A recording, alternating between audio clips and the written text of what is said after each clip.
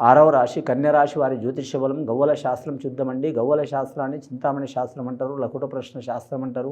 9 గవ్వలు 3 సార్లు వేసి వాటిని లెక్కబెట్టి వారి జ్యోతిష్య బలం ఎలా ఉందో భూత భవిష్యత్తు వర్ధమానం చూద్దామండి. కన్యరాశి వారి జాతకంలో 3 గవ్వలు పడ్డాయండి. గురు మహారదశ జాతకం ఉంది. వీరి జాతకం ఎక్కడ పోయినా కలిసి వచ్చే అవకాశం ఉంది. కన్యరాశి వారు రవి మహారదశ జాతకం, బుధ మహారదశ జాతకం అండి. వీరి పేరు మీద చూడాలంటే వీరు వ్యాపారం చేసినా, ఉద్యోగం చేసినా, చేతి వృత్తి పని చేసినా, కాంట్రాక్ట్ రంగం చేసినా, లేదా బహుళ అంతస్తులు కట్టేది ఉన్నా చాలా వరకు కలిసి వచ్చే అవకాశాలు ఉంటాయి. ఉన్నత స్థాయి వర్గాల వారితో పరిచయం ఉంటుంది వీరి జాతక బలానికి. అలాగని మామూలు వారికి కూడా తీసిపడేరు. వీరు అందరినీ దగ్గర చేసుకునే అవకాశం ఉంటుంది. కానీ వీరు అంటి ముట్టనట్టు ఉండే స్వభావం ఉంటుందండి వీరి జాతకంలో. ఎవరిని నమ్మరు, అలాగని ఎవరిని తీసిపడేరు. కళ్యాణం చేసుకున్న స్త్రీల నుంచి వీరికి ఇబ్బందులు వచ్చే అవకాశం ఉన్నాయి. ఎక్కడ దాకా ఉండాలో అక్కడ వరకు వారి మాట ఇంటే మంచిది.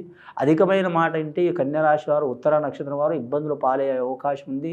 సర్వ సౌకర్యాలు కోల్పోయి మాత్రం చాలా వరకు మాత్రం అదలకుతలమయ్యే అవకాశం ఉన్నదండి. ఈ విషయంలో చాలా జాగ్రత్త తీసుకోవాలి. జాగ్రత్త పాటించకపోతే ఇబ్బందులు పాలయ్యే అవకాశం ఉంది. ముఖ్యంగా 6వ సంఖ్య పడ్డదండి. స్త్రీలకు అనుకూలం ఉంటుంది. కానీ మాత్రం కళాకారులకు, క్రీడాకారులకు కలిసి వచ్చే అవకాశం ఉంటుంది. విదేశానం చేసేవారు కలిసి వచ్చే అవకాశం ఉంటుంది. అలాగే వీరి జ్యోతిష్యంలో చూడాలంటే మాత్రం ఫ్యాన్సీ వ్యాపారం కావచ్చు, వస్త్ర వ్యాపారం కావచ్చు, వడ్డీ వ్యాపారం కావచ్చు, అలాగే మోటార్ ఫీల్డ్ కావచ్చు, 4 చక్రాల వాహనం, 3 చక్రాల వాహనం, 10 చక్రాల వాహనం, 2 చక్రాల వాహనం, ఏ వాహనం వ్యాపారం చేసినా కూడా కలిసి వచ్చే అవకాశం ఉంటుంది. ఎలక్ట్రానిక్ రంగంలో కూడా కలిసి వచ్చే అవకాశం ఉంటుంది. అలాగే వీరి జ్యోతిష్య బలంలో చూడాలంటే ఉద్యోగస్తులు, నిరుద్యోగులు ఉద్యోగ ప్రాప్తి అయ్యే అవకాశం ఉంటుంది. ట్రాన్స్ఫర్ కోరుకునే వారికి మాత్రం అతి కష్టం మీద ట్రాన్స్ఫర్ అయ్యే అవకాశం ఉంటుంది. ప్రమోషన్ లిస్టులో ఉన్న వారికి ప్రమోషన్ లభించే అవకాశం ఉంటుంది.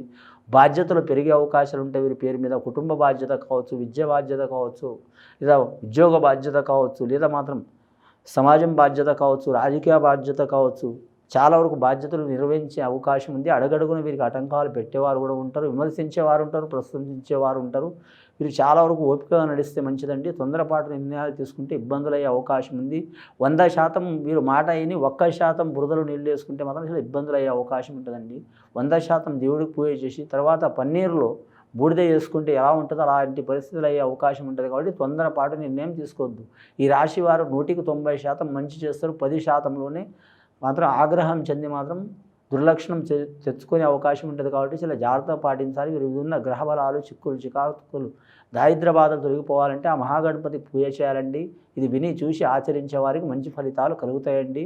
శుభం భూయాత్.